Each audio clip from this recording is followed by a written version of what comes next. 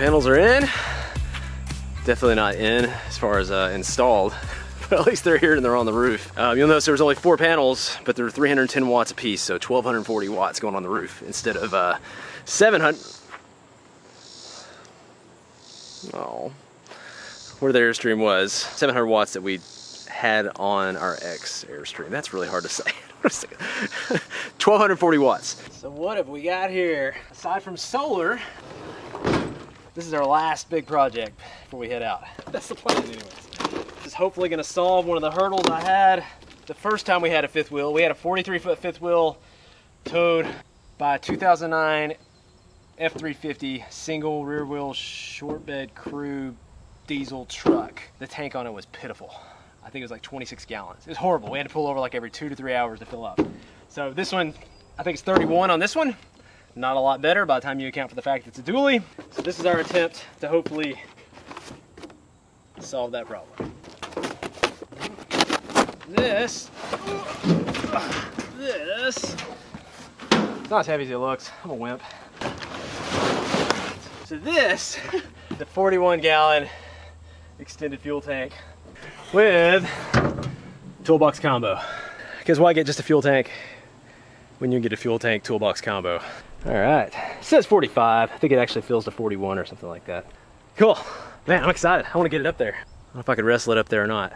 Oh, and I got, this is like the install kit for diesel to go from here to the tank. That's the project part to this. Isn't that cute? It's so cute, JJ. What are you eating? You little rabbit.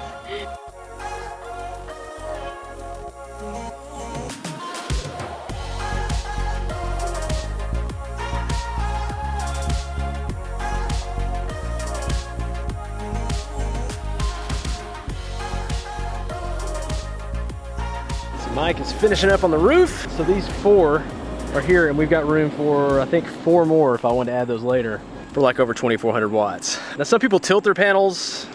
I've never been a fan of tilting panels because I know I won't get up here and do it. I know on the Airstream I really wouldn't do it because it's so hard to walk around. We got good amount of room to walk around up here even with these up here, so that's exciting. But yeah, my take is if I need more out of them, because you will get more if you tilt, I'll just add more panels because I've got lots of roof space and 3,800 pounds of cargo. Let's see the brackets. Those are Renogy brackets actually. I got those off of Amazon. They came out cheaper than Arizona Sun and Solar's brackets. 2 junction boxes, I think.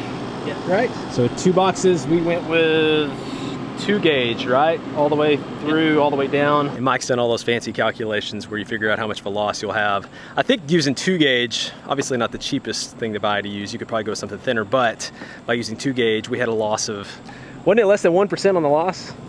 2%. So around 2% on the loss. So we went ahead and ran 4 of these so that if we want to add solar later, it's already wired up and ready to roll. And we've still got, you know, this pipe here. So if we need to, I could probably squeeze maybe some wiring down there if I ended up doing, you know, like a wee boost or something like that at some point. But the other last big project we have before we leave, it's bolted down. It's actually got springs that makes it a little bit softer ride. So you can fill it up optionally here, an extra 41 gallons on top of my factory tank. So this is what I visualize, because some of you might be thinking, it's got a 31 gallon tank. It's not great, but you're probably thinking, hey, you got a family, you're probably gonna stop every 2 or 3 hours anyways, and you're right.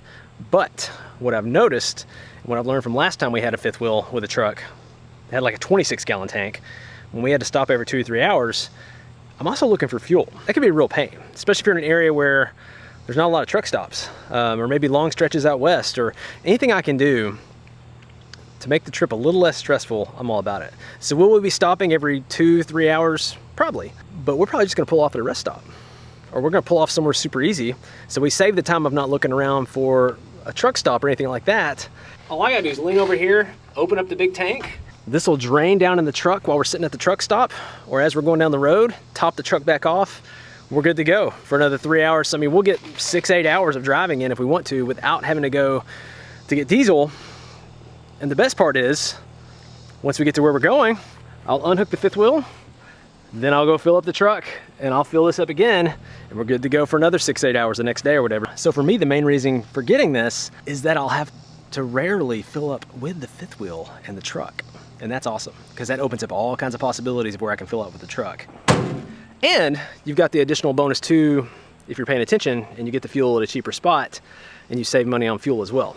It's like $2.79 a gallon here. I'm sure it's $3.79, $4.79 some places right now, so $10.79 in Canada probably.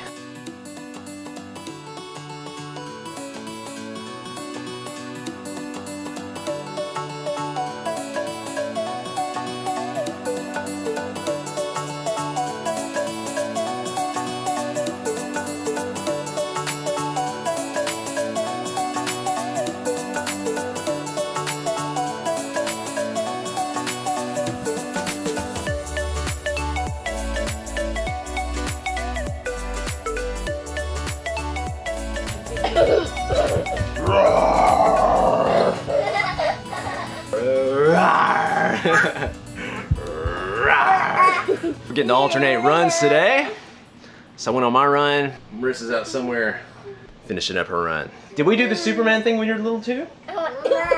Is that did you do the same? Is that his laugh? Show JJ's laugh in the camera. How does JJ laugh? I got hair in my mouth.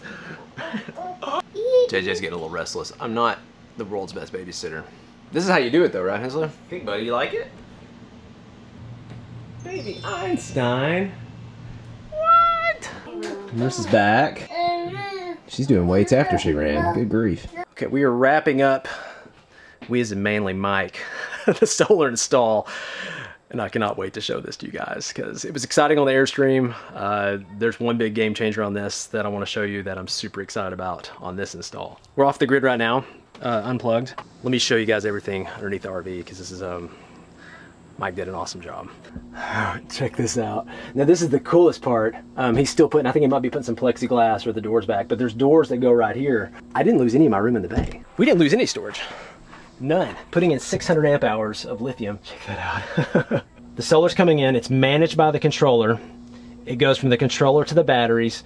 The batteries then shoot that power over to the Victron unless the power's coming from outside on the shore, in which case the power would come outside and go into this, and then that would manage a lot of your stuff, and then it would shoot power to the batteries when it needs to. You've got, I mean, power's just shooting all over the place basically. So yeah, the Victron, the multi-plus is where a lot of the magic is happening, but what another place the magic is happening is because we have lithium, it can handle these heavy loads. Because if you don't have lithium, if you just have a typical wet cell battery, when you turn an AC on, when you turn an Instant Pot on, when you turn a microwave on, it just sucks the life out of those things. And you're not getting 100% of the juice like you do with these. These have all got a battery management system built into them. So what we've added in here is this Victron Bluetooth controller, which we had in the Airstream, but we've also added this Xantrex because this RV already had a 1200 watt inverter for the Xantrex that ran just for the fridge. And that's one of the big things we'll be testing. We'll be the guinea pigs. We're worried about the residential fridge, what kind of effect that's gonna have on things. Part of the thinking and part of our planning with that is part of the reason we've got over 1200 watts of solar on the roof, and we can add more later if we want to.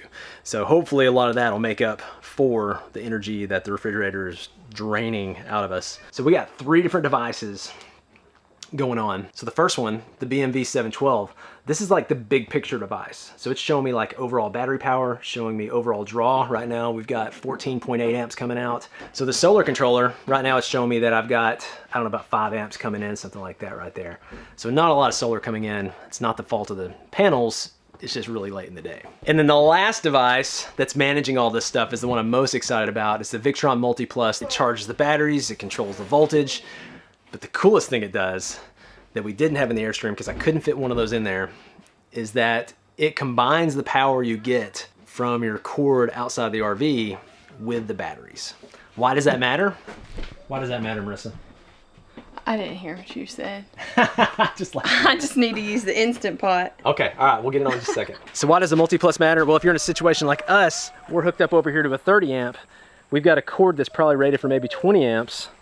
But let's say we want to run more than 20 amps, like if you start running ACs and really heavy stuff, well, what it can do is, so I can go into, this is the Multi-Plus, I can tell it, hey, let's use 16 amps coming in from this cord we've got. So you could be plugged into a house, you could be plugged into a driveway, you could be plugged into a temporary like we are over there.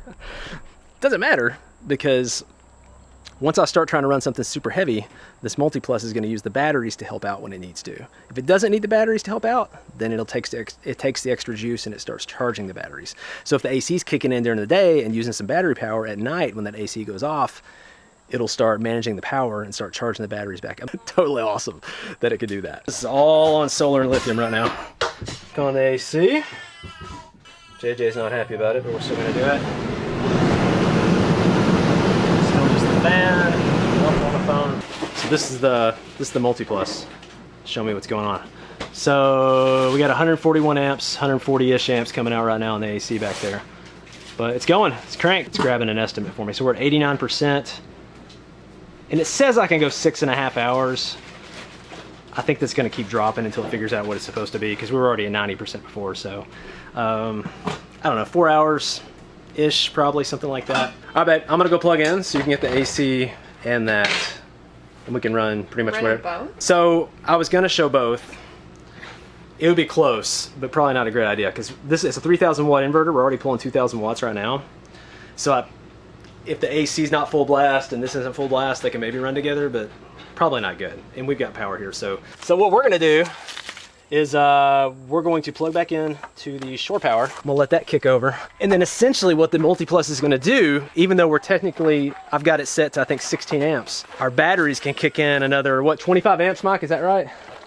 Yeah, so it's essentially like we're running, it's like we're running on 41 amps instead of 16 because we have our batteries. So like if there's a surge or the instant pot comes in, it's not gonna start tripping breakers and heating up the core too much and all that kind of stuff. So we're gonna let the multi-plus take over, treat this like we got 41 amps. She's gonna set that up. So right now, we're plugged into shore power, which is only 16 amps. We've got the instant pot going, we've got the fridge going, we've got a 15,000 BTU AC going.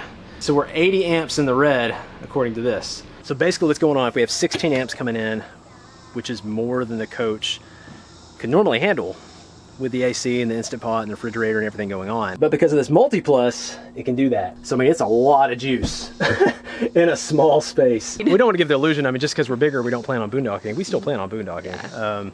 Especially if you get out west. I mean, there's tons of places you can go in 40, 43, 45 feet, whatever. I mean, there's been places out west that have been super expensive and we can park for free. And you can park right, yeah, you go 5 miles down the road and just park for free. There's a lot of give and take, and I just love the flexibility it gives us. And I can have a taco bar no matter where we are.